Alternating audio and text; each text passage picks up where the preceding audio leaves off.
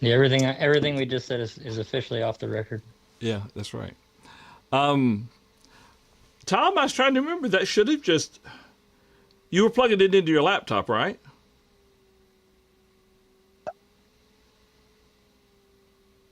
You're still Yeah, muted. Okay. I plugged it into our laptop. I'm silencing things. I plugged it into our laptop, but what I did is I plugged it into the headphone jack, and Not the I mic was port. thinking that was a two-way. Yeah. You know, and apparently it's not, because what I did is I got a USB plug that has this thing on it, Yeah. back to back, and I was able to plug that into the side of it and then into the computer, and it picked it up immediately. So. Well, some of those laptops have a 3-ring plug, which serves as a headphone and a mic jack, and you have to Right, yeah. use an adapter if you're doing a 2-ring jack to a 3-ring jack, and so but the USB did that just fine. So Yeah, the it's USB. handy. Yeah, it may be there was a 2-ring, 3-ring one somewhere, but I misplaced it. I mean, I forgot about it. But all I know is when I plugged it in, it didn't work. So anyways, but we did okay. I do not see Facebook on yet, John. It's on. I commented already. Yeah. Then I've got the wrong one. I mean, which is nothing unusual. Let's see if I can get this. Truth Factor. Let me try Truth Factor Live. If that makes The it question we have to ask Joe is, how did you get the BibleAnswer.com? How is that available? I don't know. I got it way back when. I was gonna say it's old. Yeah, I got it back in the late '90s. So, yeah, I don't. That's a good one. Well, thanks. Yeah. Yeah, it's helped through the years. Right. That Now was the key early on, grabbing those names before you had to buy them off someone. Right. Yeah. Yeah. Yeah. We had one for a long time called FamilyBibleTime.com, and despite my best intentions, never did anything with it. And so I finally sold it for about $2,500. Really? Yeah. Wow. A company was coming out with the book, and I guess they were wanting it mainly as you kind of park. I'm not sure what they've done with it now. And they asked me several times, and I thought, no, I'm not going to. I'm going to hang on to that. And finally, thought, you're not going to do anything with it. It was a great idea, but Yeah. I haven't gotten any solicitors or any requests, so I'm just going to hang on to it. yeah, that's the way to go. Oh, well, you got so much material on there. You don't even want to think about letting that thing go. All right, so we're going to be starting in 1 Timothy chapter 3. I sent out a brief chart that we'll reference as we get into it. The primary purpose of the chart is to show the when we talk about bishop, elder, overseers, pastors, showing from a biblical standpoint that they're all three referring to the same office, and we'll kind of talk through that as we get there. All righty, we got everyone here that's going to be with us today, so we'll go ahead and fade out, and then we'll be right back. So stay tuned.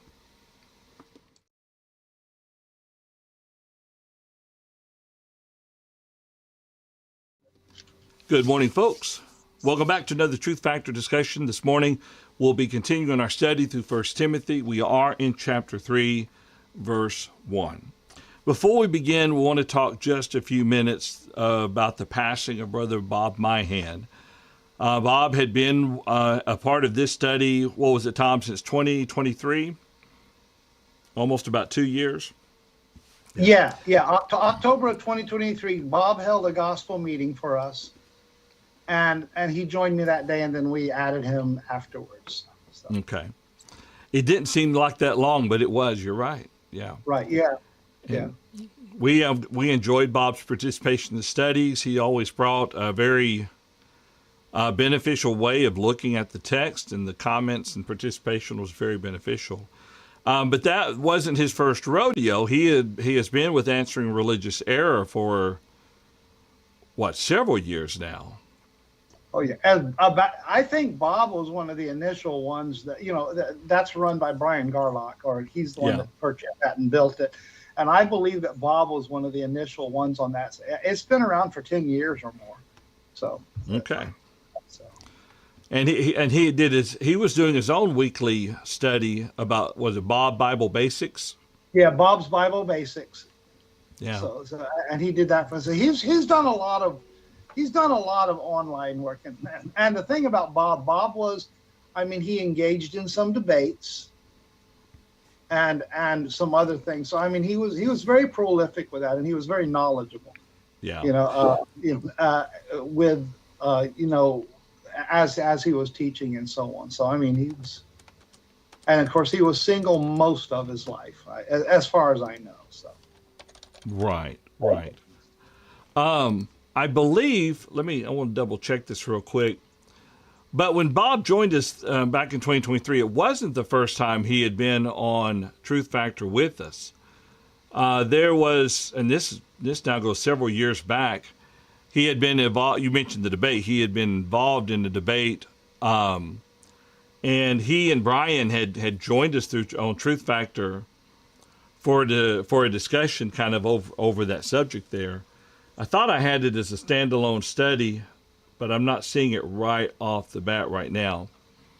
But that was probably upwards to 10 years ago too. So yeah, I kind of remember what that study was dealing with.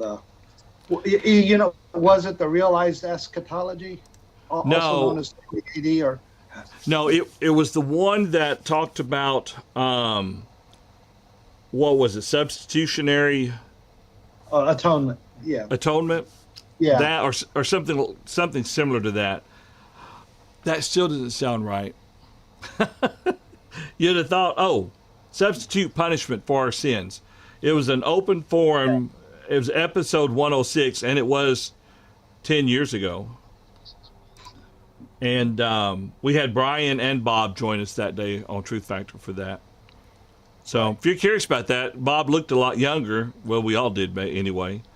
But go look for episode 106. You can go to truthfactor.com and click on archives. And then you'll have the whole list. You click on topical studies. You'll see everything there topically that we discussed so far. And you'll have the various book studies. That's truthfactor.com, and then click on archives to look at that. But it's been a long time. We were really saddened by his passing.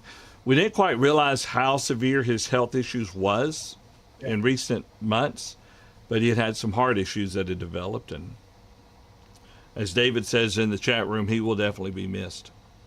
So Chris Kramer, who's part of ARE, shared this. I'll bring it up here real quick. He said, we're going to have a memorial type show October 28th at 7:00 p.m. Central Time on Answering Religious Error. This is for Bob, so come and join in the chat, share some stories. I believe, Chris, y'all will be streaming it to both Facebook and YouTube. And I was speaking with Brian earlier, and we can follow up once you get this set in stone as far as get the stream established. We can put it on YouTube, and if y'all would like, put it on truthfactor.com. And if you would like, we can even embed the live stream from YouTube there, just to kind of give one other way of people viewing it. The only downside to that is I don't have a chat portal established there on truthfactor.com.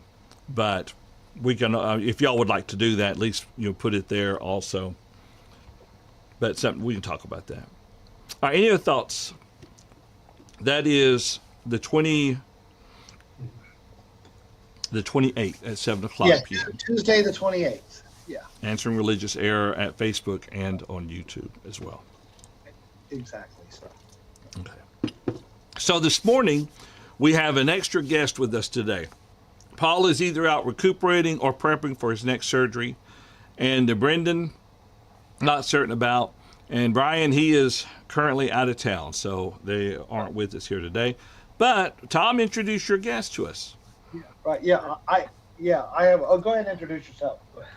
Well, I'm Joe Price. I work with the church, the Vegas Drive congregation in Las Vegas, Nevada. Been there 3 years this month. And Hold the gospel meeting here with the Rose Avenue Church in Bellflower, California. If you're nearby, we invite you to come, and appreciate the opportunity to sit in and be a part of this today. Yeah, exactly. And all the lessons up to this point, they're on our YouTube page. And most of the audios, you can go to roseavenue.org, and the audios I have a problem with last night's, but everything else is going to be made available. So you can go to our YouTube page, and I'm eventually going to get them up on our Facebook page. So okay. I ran into some snags with that a little earlier this week. So I wish these platforms would just leave us alone and just start something and do it the way you've always done it. And technology. Yeah. Technology. I mean, when you get past 50 years of age, I'm in my 60s. You get past that, technology is not what it used to be. So. I mean, they've miniaturized it a lot, and we can do an incredible amount of stuff, but they have to keep changing it, so we'll keep coming back and buying more stuff.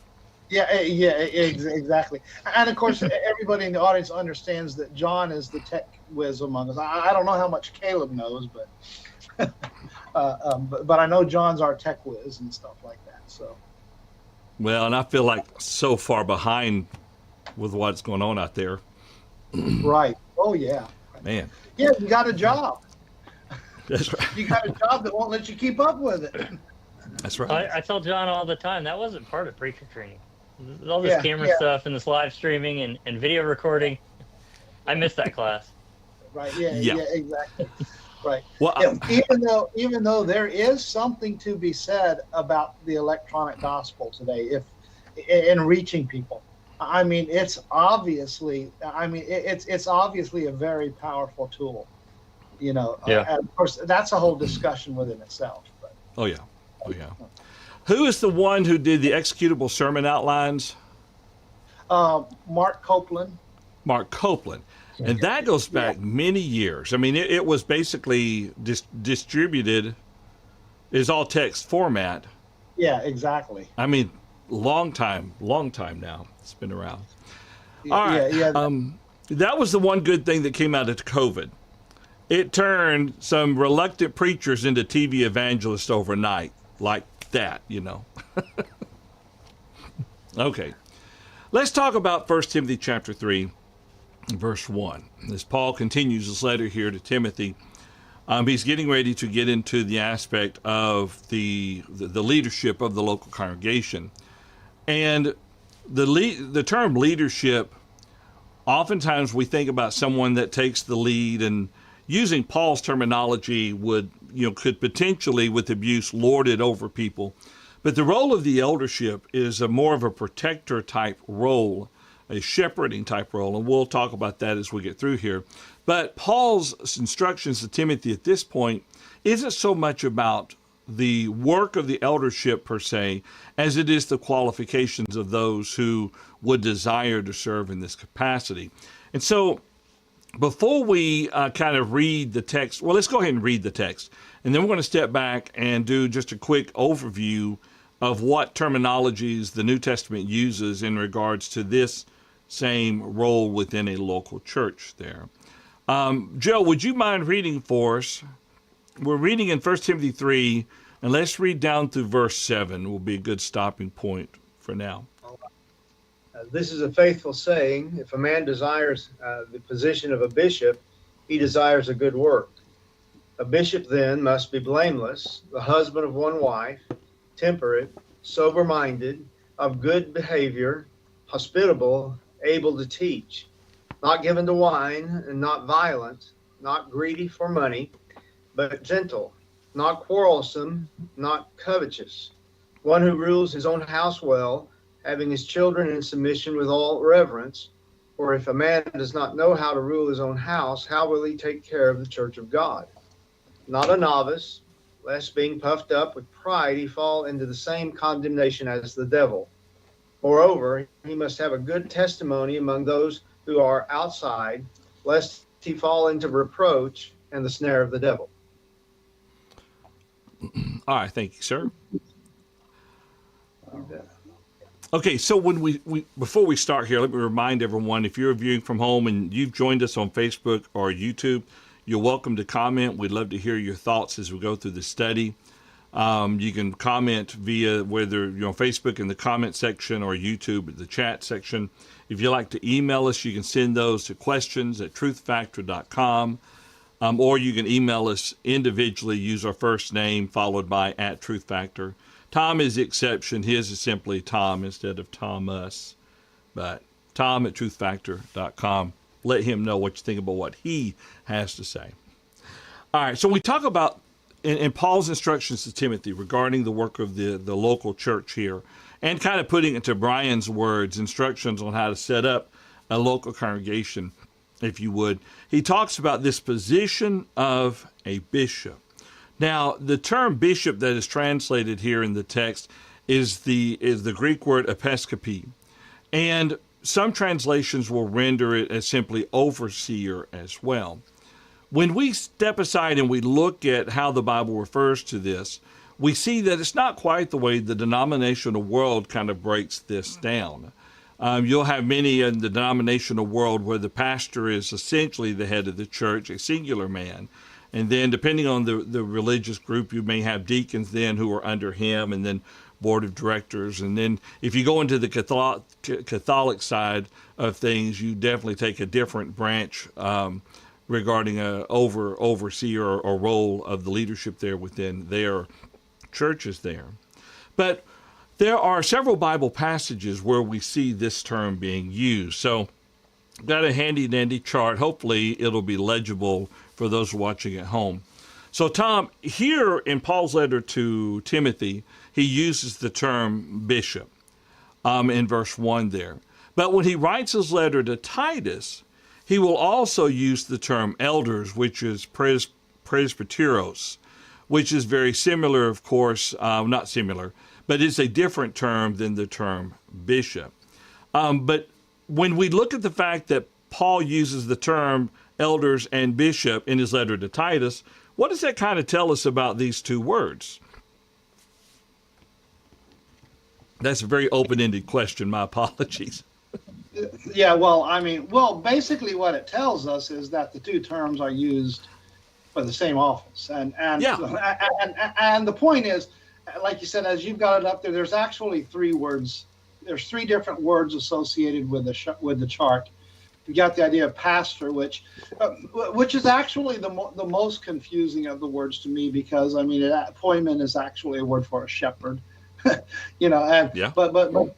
then you've got the elders, the elder, and then you've also got the idea of an overseer, and all three of those are different Greek words, but when they're used contextually in the same context, they're talking about the same individual, and so you could do that cross comparison between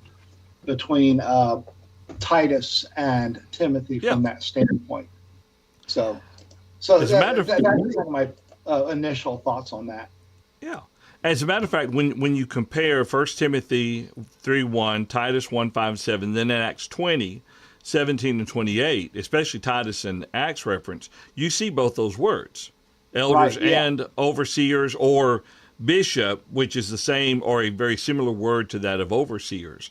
And Peter uses the same idea in 1 Peter 5:2 when he references elders and overseers. And incidentally, John, in those two texts, Acts 20 and 1 Peter 5, they use all three words.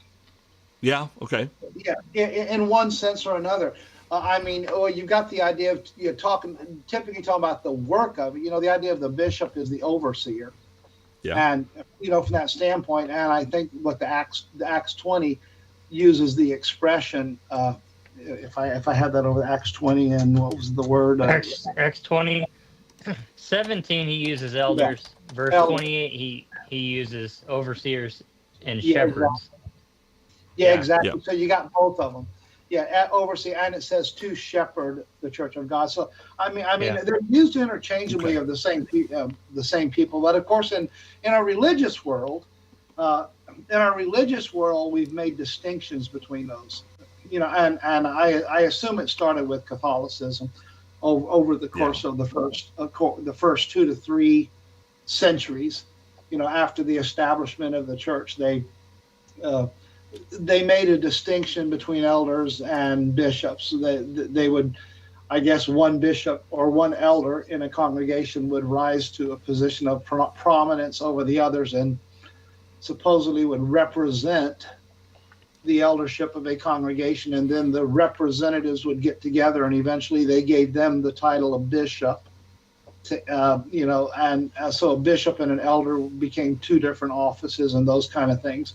And of course, the idea of the pastor, I really don't know the history of when that developed into the concept in denominationalism, where you have the single man running things. I don't know the history. I don't know if you do or not, but no, not particularly. But it would develop in the Protestantism, I believe. Yeah, and the Protestantism and stuff like that. So.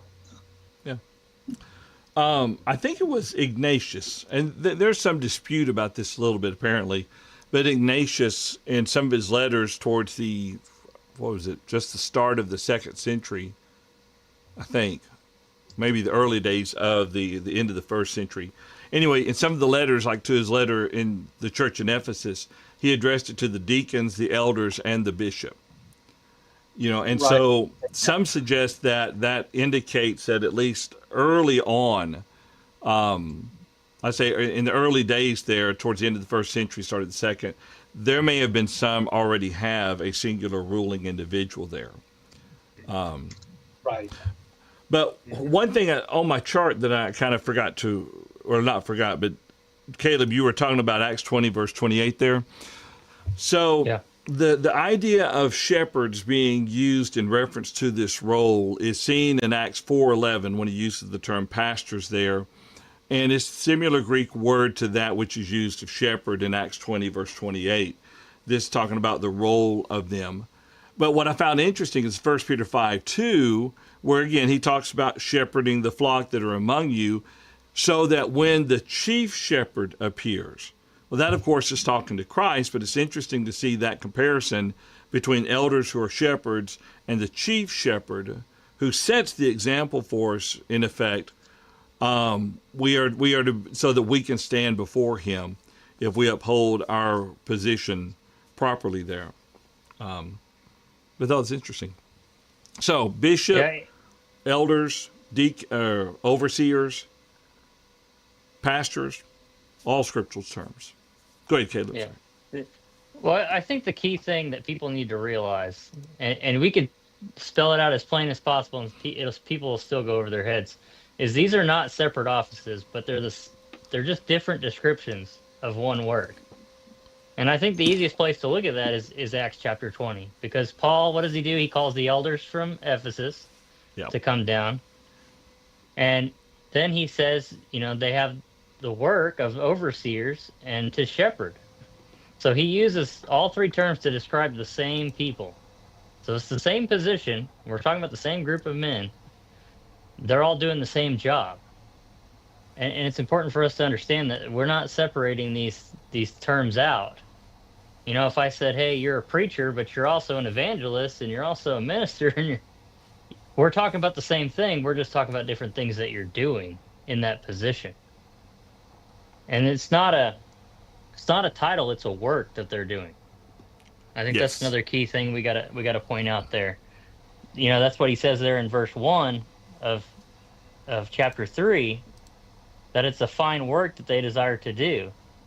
It is a work of service to God. Now, the other point I always like to make, it's for men who aspire to the office. So we're not trying to compel people. We're not trying to force somebody into it. You have to want to do it. And it's much like the Sermon on the Mount. Who's Jesus talking to on the Sermon on the Mount? Well, he's talking to his disciples. So people want to look at all the blessings Jesus talks about, and they don't want to apply it to those who are his disciples are going to be blessed. Same thing here. You have to go back and look. Who is he talking about? He's talking about those who desire to serve. And that's a key part we have to consider at the beginning. which kind of brings about a little bit of a sticky issue in one respect, because you look at the amount of humility that is required of the individual who's to serve as an elder, but yet it's okay for him to desire a good work. Of course, we got to understand it in the text of he doesn't desire it for his own self glorification, but he desires to serve in the capacity to serve the church this way. Right. Yeah. And John, I think you bring up a good point there. There are men who are qualified to serve as elders and so on, but they're somewhat hesitant because in their mind that word desire is a strong word, and they don't have a strong enough of a desire. But so I kind of, and maybe I'm off on this, but I kind of take a position that if you desire to see the church grow, and you have the ability to serve in that office, and you're qualified, from that standpoint, the desire might not be used in the term that we think of desire as in, I got to have this, because by the way, there's a lot of people out there that desire the office that are not qualified. And desire is the only qualification they have. No, but you got the idea. But you got the idea of somebody that they see the church, and while they really would prefer not to serve as an elder, they see the church needs elders. They've got the ability, and they're willing to step into the role. I'm not talking about being forced, or reluctant, but they're willing to step into the role. But it's not about them, which is the whole point. Sometimes when we think of the desire, we think about, this is just something I want. And by the way, it's not wrong early on, and this is when you need to start desiring. And I think this is why we have a crisis today, in churches, is because we've got young people that are not desiring to be qualified so that they can serve as an elder. So that's just my thoughts on that word desire, some of the different flavors associated with it. Yeah. That's a good point. I'm going to kind of take this a little bit a tangent, but I'm going to blame it on Tom. I think that's a good point that he makes, because think about if we have a young man and we want to try to get him, we think that he might become a good song leader. All right, so we'll start kind of help urging him to go in the direction that isn't technically a role within the scriptures as far as someone to lead singing. We just say by inference, I guess, that you'd have to have someone to lead singing. Or, and I think this is probably even a better example, we train young men to lead prayers, which I think is maybe a greater responsibility on them than leading singing, because it's them praying to God on behalf of the congregation. And scripture reading, the same thing. These aren't roles of authority, I recognize that. But with all these, we help to train our young men in that area. It makes sense over the long term to make sure they're striving for that goal to be able to serve in that capacity. Yeah. Yeah. Well, to expand on Tom's point, if you're desiring to do something, that is a good thing to desire. Yeah. It's not a negative thing. Coveting would be the negative word we would use. Yeah. But we're all aspiring to walk as Christ walked, to be imitators of Christ. And if you set your mind on things above, like Paul says, then you're naturally going to want to desire those things, that you're going to want to desire to fulfill God's plan, and to serve him all the more. As you see the day drawing near, we should be wanting to grow. So, don't hinder yourself. Now, some people take that as, I'm not qualified enough, or, we'll go through these qualifications, but, they nitpick it to death and say, well, I'm just not qualified. And that's a different discussion. Maybe they're discouraged that way. But I don't think everybody should have that desire. Whether you're going to meet these qualifications or not, you should have the desire to serve. Go ahead, Tom. Actually, I'm going to turn it over to Joe. Okay, go ahead, Joe.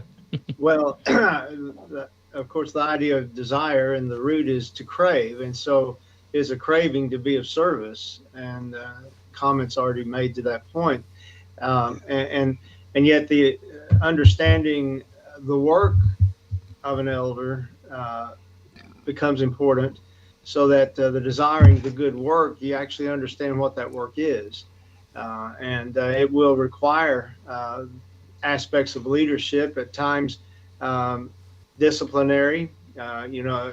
One verse, Hebrews 13:17, obey those who have the rule over you and watch in behalf of souls. So we can dive into the work, this speaking of the qualifications, but these qualifications indicate the one is equipped to actually be overseeing and feeding and tending to the souls of the members of the congregation. And so the desire is not to hold a position; it is to do a work, and that is key to lay that foundation as you start discussing the qualifications. Is these indicate that ability to do the work that God gives the elders. Right. Yeah, and building on what Joe just said there, when you think about the importance of the church, one of the things that an elder has to understand, or every member ought to understand, is how important the church is, what the church is, from that standpoint. And so, when you think about what is the ultimate desire of the elder, the ultimate desire of the elder is for the church to glorify God and to magnify Christ. Because we call ourselves churches of Christ, and I always emphasize this: it's not a title. It's a description, and I'll tell you right now, that's the desire the elder has to have. It's not about him from that standpoint, other than achieving to that, because you care about the church and you want the church to thrive. And by the way, the other thing you got to build into this is the fact, and we got to understand this: God wants churches to have elders. Yeah. Period.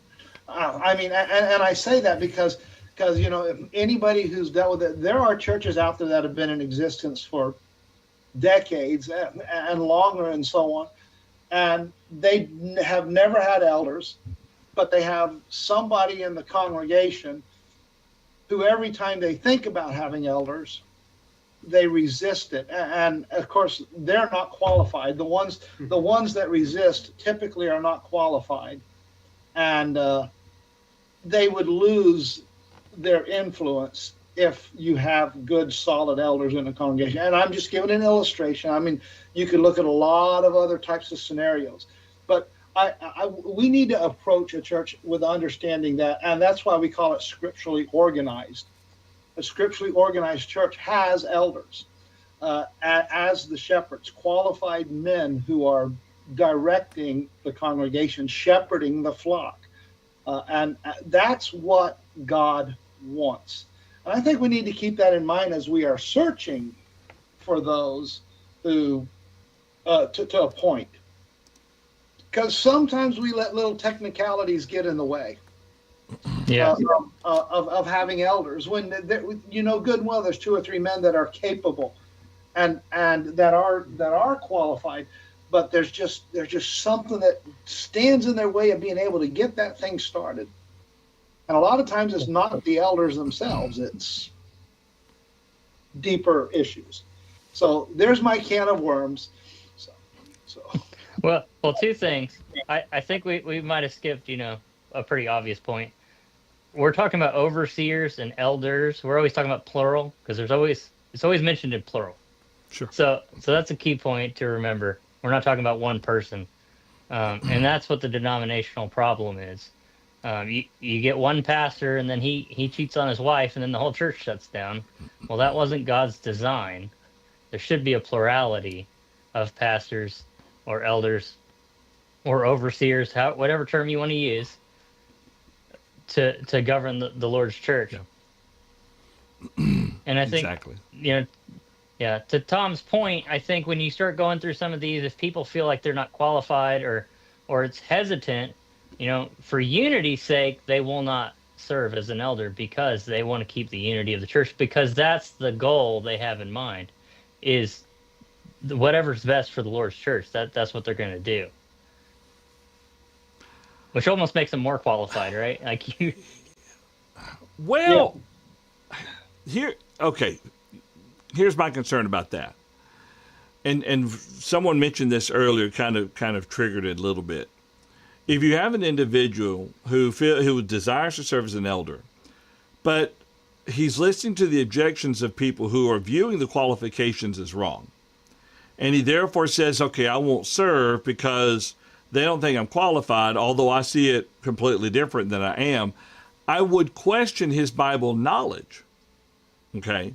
And what I mean by that is our role as elders is to shepherd the flock and teach them the Word of God and make sure they're leading right. But if a brother's misunderstanding of one of the qualifications keeps a congregation from having elders, then the men who desire to serve, they need to try to study with that one, because their knowledge should be enough where they can say, look, this is what the Bible teaches, and this is the qualification that God requires, not hold the church hostage to not having elders because one of the members has an incorrect understanding of something. So I guess if the elder himself questions whether or not he's qualified, despite the fact he understands what the text says, but he's being caused to doubt by someone else, then maybe he's not yet qualified, if that makes sense. Yeah. Maybe. I don't know. Also, thank you, Joe, for bringing up Hebrews 13:17. That was on the chart, but I didn't really bring it up, and I forgot to do it, I should say. Hebrews 13:17 is one of those great passages that talk about elders without talking about elders. Because it clarifies, submit to those who have rule over you, for they watch out for your soul. So the question is, well, who is the one ruling over us, who watches out for our souls? That fits the description of the pastors, elders, overseers, and so forth. Right. Yeah, go ahead. I think you got something else, Joe? No, it's not. Brian did throw in there a little bit earlier that Ignatius kind of described the term elders is describing the man, the term overseer describes their place, and the term shepherd describes the job. That was one way that this has been viewed in the past by some there. And he does confirm that it was Ignatius who in his letters would address the single bishop over a congregation there as well. Yeah. And Ignatius was relatively early too. He was. Yeah. They've got him recorded as dying around 135, 140, or actually some say even earlier than that. Which I've kind of used him as an example where Paul, and he's talking to the Ephesian elders in Acts 20, and he says, even from among yourself, some would rise up teaching perverse things. Well, it's in his later letter to the church in Ephesus that he refers to a singular ruling bishop. Now, I can't say positively that it was the same group of people, okay? Or if maybe he just assumed that and they didn't have it. But if he is accurately reflecting the leadership there in Ephesus, that might have been what Paul was referencing when he gave them that warning there. Yeah, that's a good point. I've never tied it to that. That's a good point. Yeah, a possibility. Because Paul is warning, from among yourself, men will rise, and that could be it. At a very minimum, it's the congregation, and it's also possible that it's the leadership. You might even say probable. Yeah, depending on how long they lived and when Paul met with them. Yeah. All right, let's see. I'm not intentionally avoiding Jimmy's question, but I'm choosing to put it off until we get to that point in our text.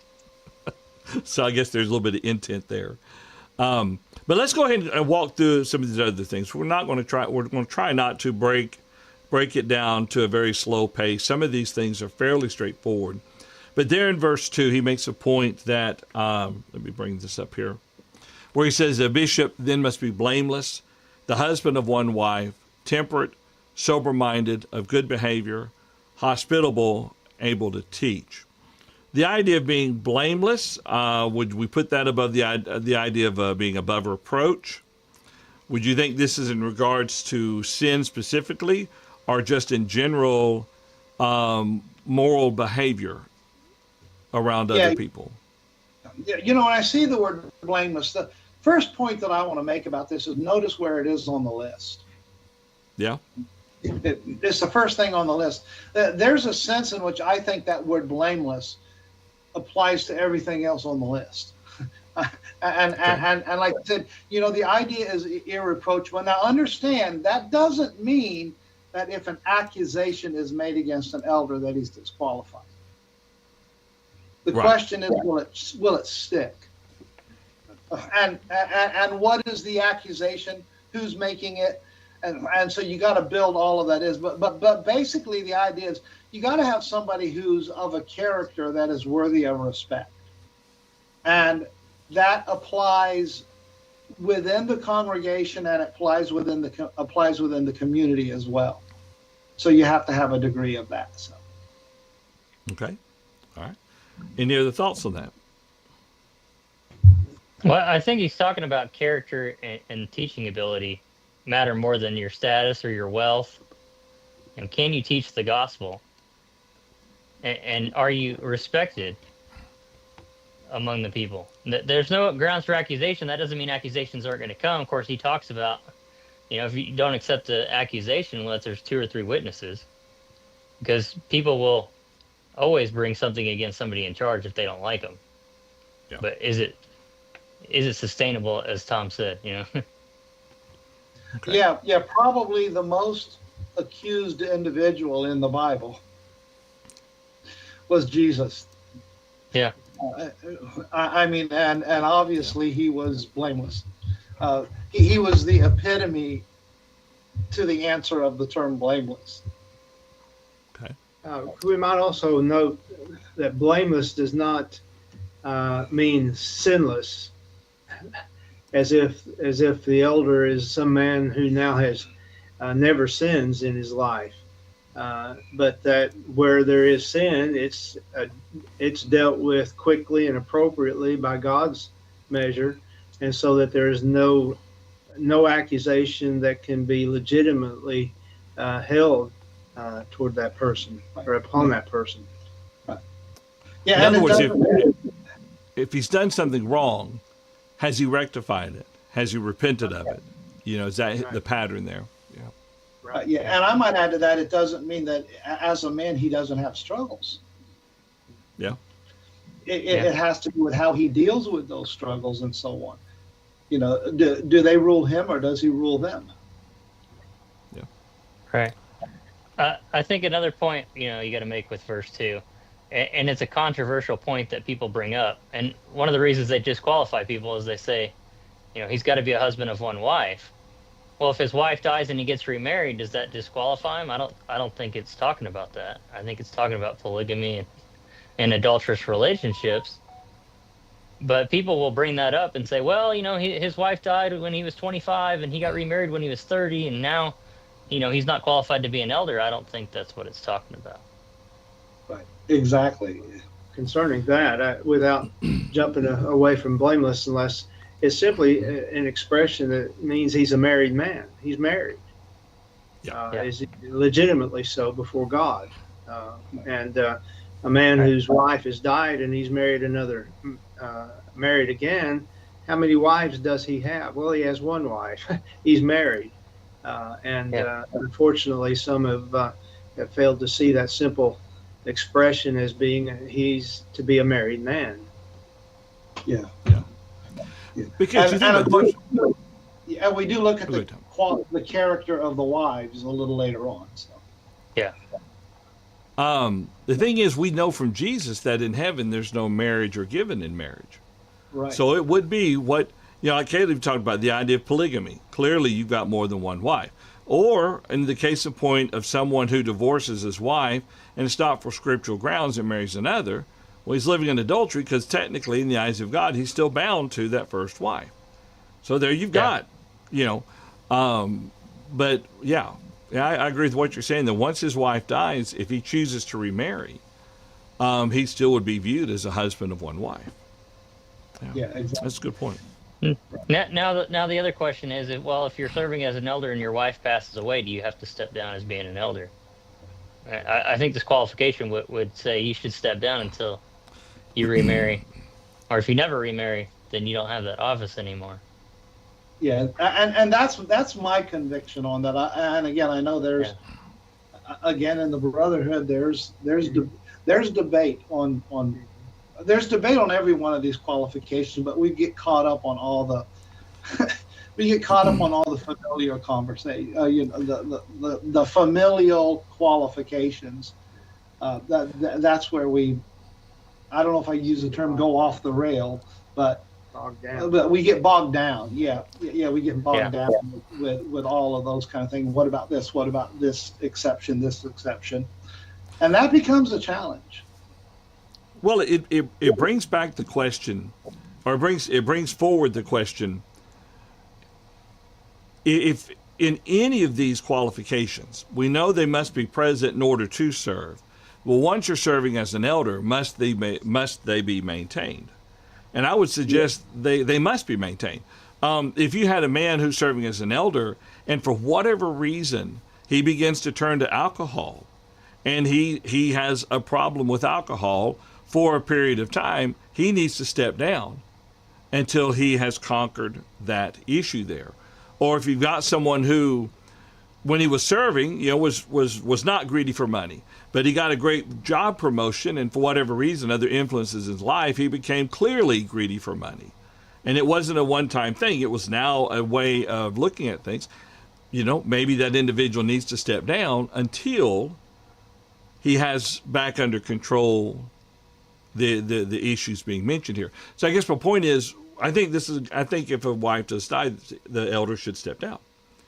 And then at some point, if he remarries. So I think the thing would be all the qualifications. If any of the qualifications a man fails to meet, I'm not saying a one-time misstep in judgment and he repents, but if he completely fails to meet this, and that's going to lead into our discussion about what Jimmy was asking here in a minute and the conditions there with that. But anyway, I don't know if that was helpful. Yeah, and another side of this, dealing with a husband and one wife, is why does he need a wife? Well, he's going to be in circumstances where that wife is a part of his work. In a sense, when you think about, if you want to use the word counseling, counseling a woman, as an example of that, studying with a woman.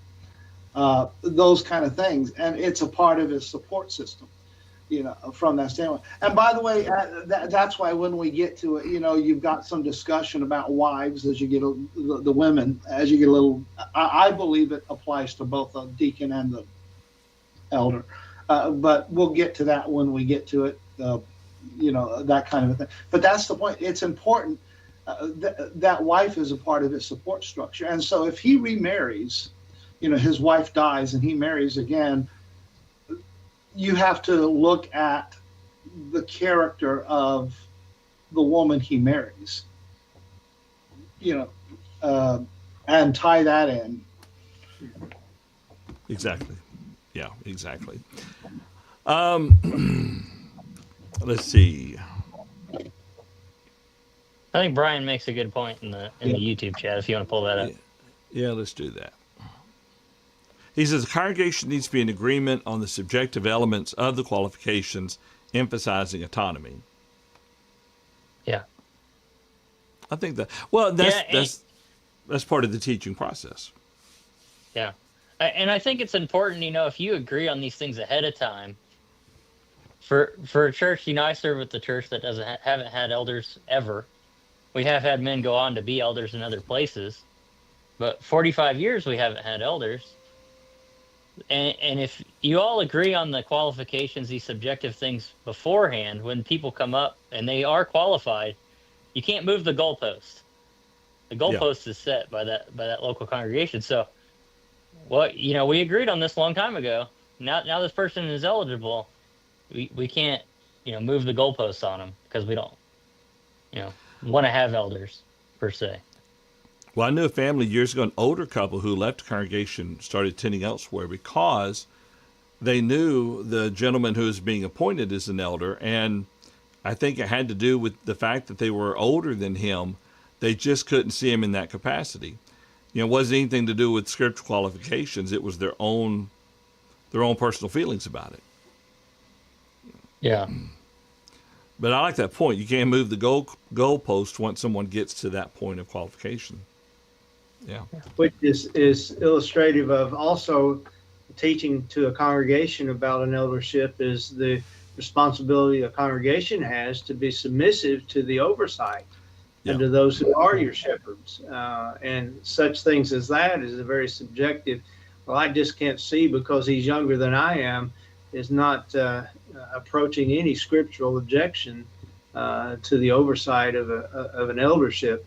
So that element of the congregation's responsibility is also important as we teach about not only qualifications but the work of these men.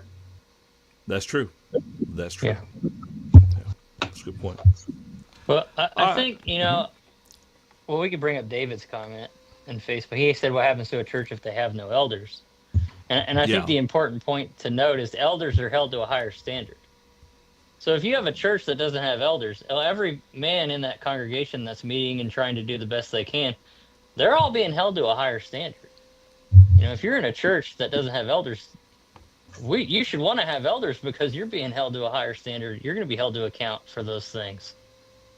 And I think sometimes, as Tom said, you might have some domineering men that aren't qualified that want to keep their power.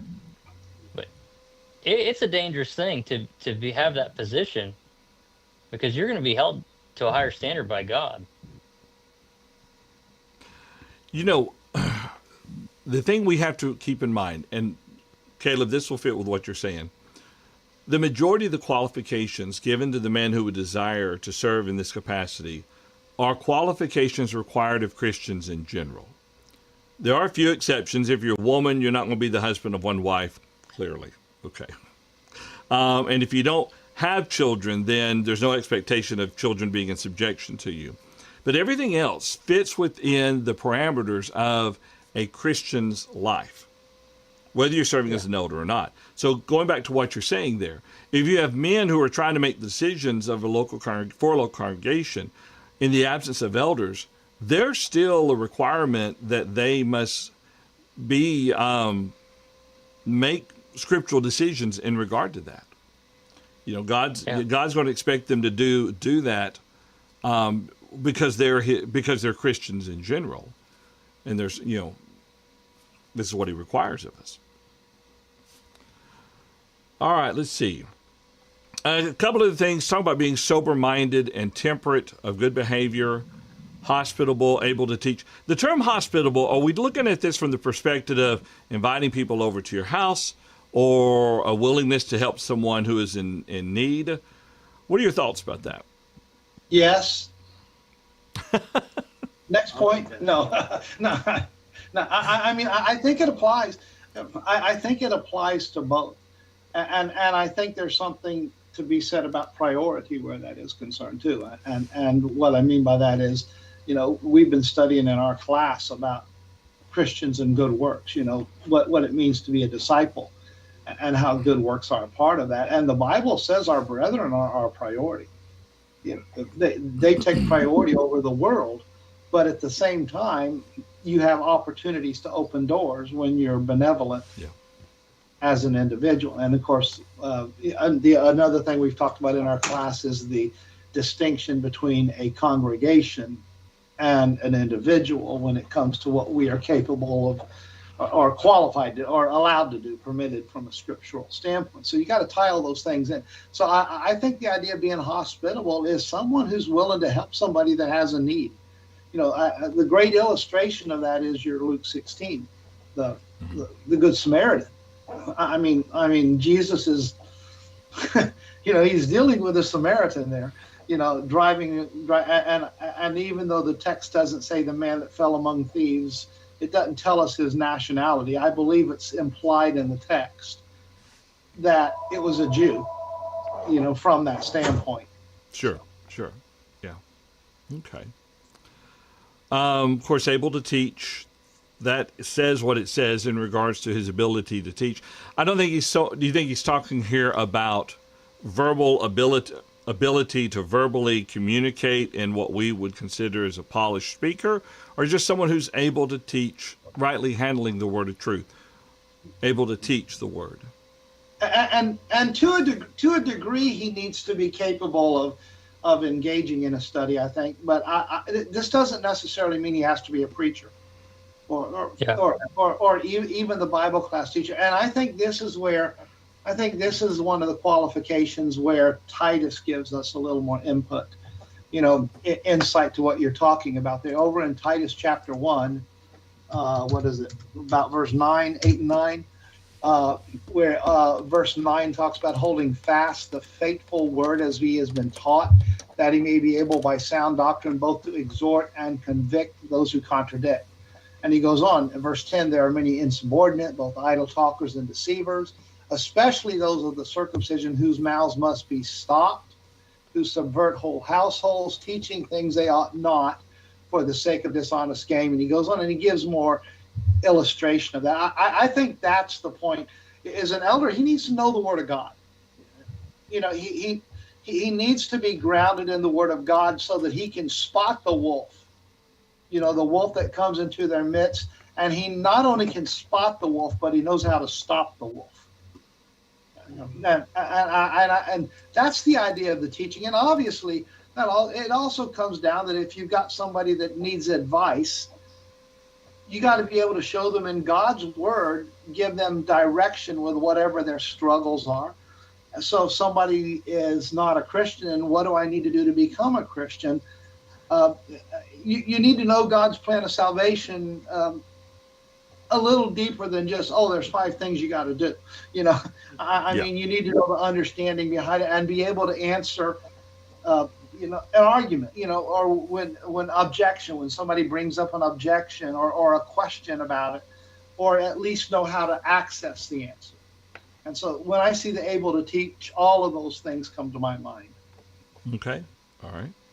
Tell you what, we are running down on our normal time limit, if we have a time limit, I guess. I do want to come back to touch on Jimmy's. I didn't intend to ignore Jimmy's, but I'm gonna give a quick answer to this, and y'all can let me know how y'all see it.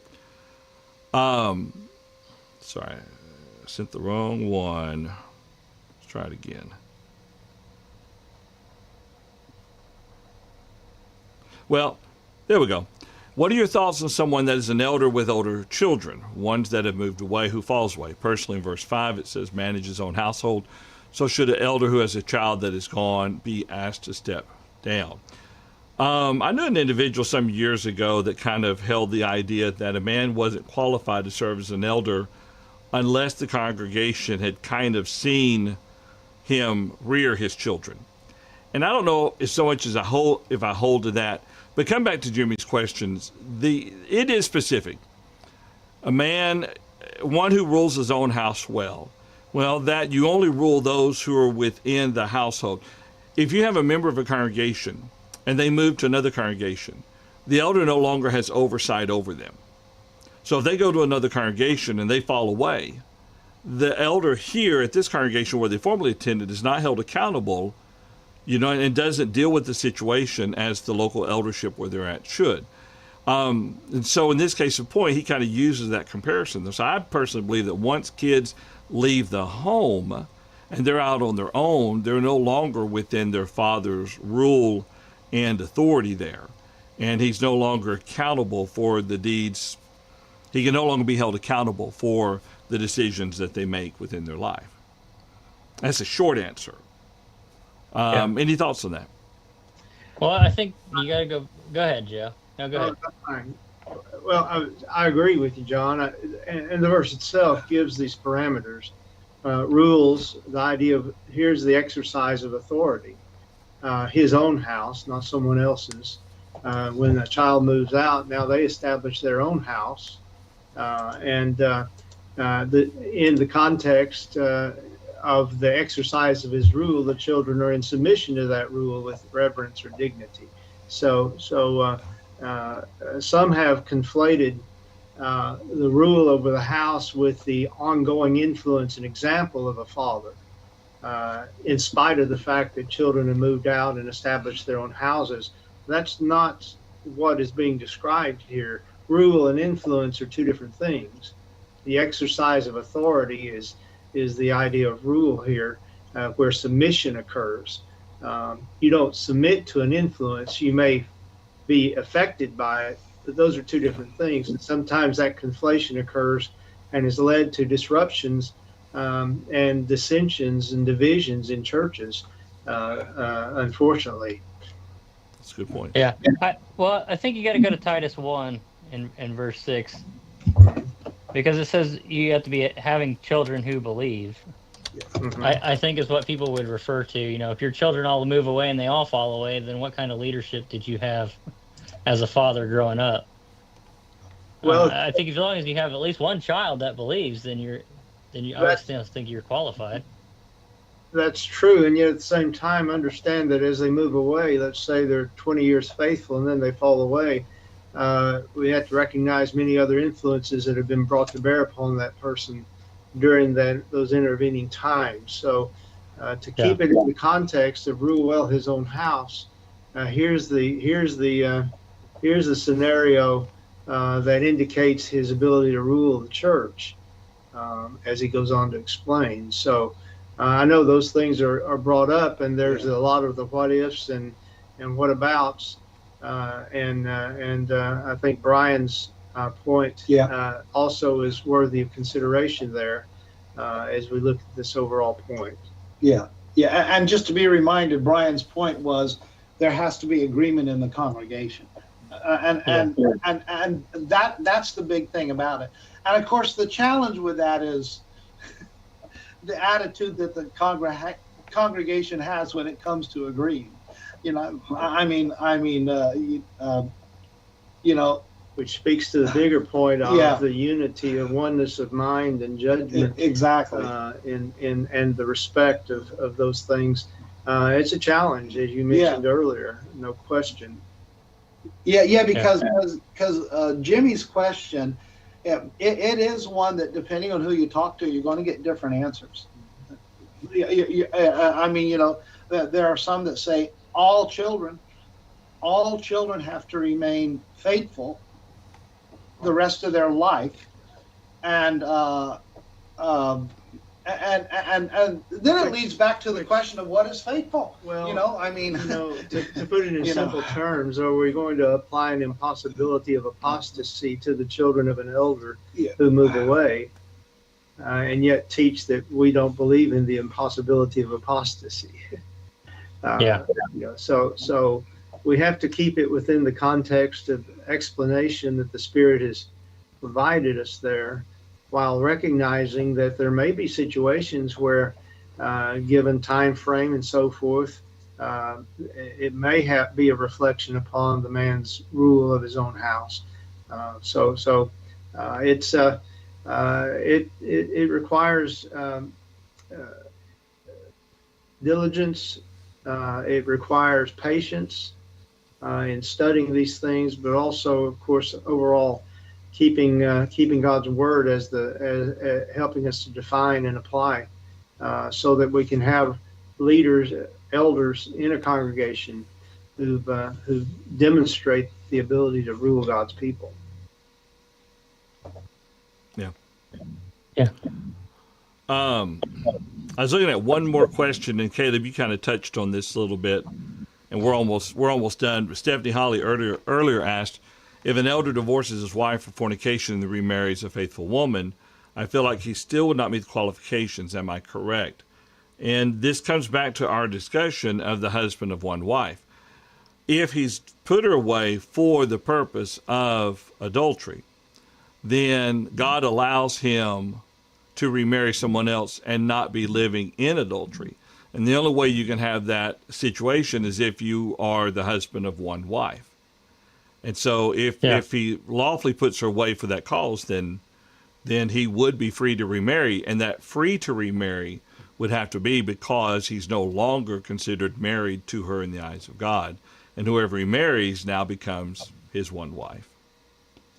Yeah, her clarifying point was he would fail in his leadership of the household if she were to do that. Of course, I can lead a horse to water. That doesn't mean he's going to drink it. I know faithful men and that come to church every service, Oh, and I their see the wife point. is not faithful. So, The I mean, question is, obviously he's not qualified. Yeah, but in other words, what she's saying is he may not be above reproach, because some people may question whether or not he was a godly husband to his wife, or if he drove his wife away from him. right. Yeah, And and that is part of a challenge. The other Yeah. side is, and not getting technical with things, but the reply to that. Notice how failed is past tense. Not that it was You're right. necessarily meant that way. I mean, if you divorce a wife and you, for scriptural reasons and so on, like you said, there's parameters in there that you got to know what the parameters were. But then when he marries again, how is he proving himself? Right. And is he eternally condemned to never serve again? I mean, yeah, and those are the challenges with all of this. So yeah. yeah. All right. Well, the good Of thing course. is we don't have to answer those questions right now because of time. But go ahead, Joe. We do have. Go ahead. Oh, no, I'm not sure I had a follow-up comment. I think that you made the point, several have, is that, a deliberate study of all of this before appointing elders is imperative for a congregation to take the time to study these out, look at these things. I think one of the things that sometimes comes to mind, and it may have been alluded to earlier, is that sometimes there's so much of an emphasis upon the family qualifications that we may fail to adequately address the other qualifications as well, not to diminish one over the other, that they all have their value and importance, and so all of them need to be judiciously considered as men are considered to be appointed as overseers. Certain things are more obvious to notice. Other things are not as obvious. And what you're talking about, those things we kind of tend to focus our attention on, but like the not given to wine or not greedy for money, but gentle. Some of those things could fly under the radar because they're not as obvious as some of the other ones, and we don't spend the time with them. Right. Yeah. It's a good point, Joe. Good point. Yeah. All right, I'll tell you what, let's plan to continue this next week, and especially once Brian gets back, he'll straighten us all out. He'll get everything where it needs to be down the track there. Do we want to start with verse 6 next week? Is there anything else we need to talk about in regards to 4 and 5 as far as ruling his own house well? We might. I think there might be a couple of things that we ought to just kind of touch on. With all right. with So those if I put down that we'll start at verse 4, that means we only covered 3 verses in today's study. I'm going to tell you right now, on the qualifications of elders, that's pretty good. Yeah, that's a good point. That's a good point. All right, we'll plan to do that then. Next Thursday, Lord willing, we will continue here with 1 Timothy chapter 3, verse 4. In 2 weeks, we won't have a study. I have a responsibility locally that I need to take care of, but that's 2 weeks away. So next Thursday, 1 Timothy chapter 3, verse 4. Joe, I appreciate you joining us. I'm glad Tom let you. When I was out there, he wouldn't let me. Oh, well. Of course, we didn't have the study either. Yeah, well, thanks for much letting me be on. I've enjoyed and appreciated it. Well, we appreciate you. Appreciate all your comments for sure. Anything else? All right, if you have any questions or comments, feel free to send them our way. Send them to questions@truthfactor.com, or you can email us individually. And if it's something that maybe pertains to a study and it's something we can answer in our next study, we will do our best to do that. Thank you so much for joining us, and we'll see you back here again next Thursday at 11 o'clock a.m. Central Time for another Truth Factor discussion. Y'all have a wonderful week.